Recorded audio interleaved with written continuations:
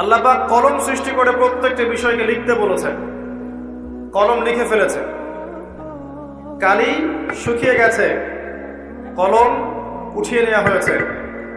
অতএব এই দুনিয়ার জীবনে আপনার দুনিয়ার বাড়ি গাড়ি, টাকা পয়সা, রিজিক, ব্যবসা বাণিজ্য, স্ত্রী সন্তান, এইগুলোকে নিয়ে এত বিচলিত হওয়ার কিছু নাই।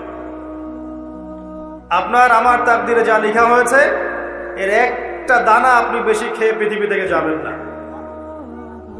আর আপনার আমার রিজিকে যা আছে তার এক চুল রেখে আপনি দুনিয়া থেকে যাবেন না। এটাই চূড়ান্ত সত্য কথা।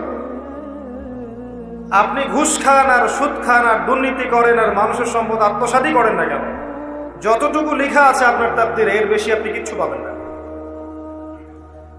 আর আপনি হালালে থাকার জন্য যতই কষ্ট করেন, হালালে আছেন, সবজি বিক্রি করে খাচ্ছেন,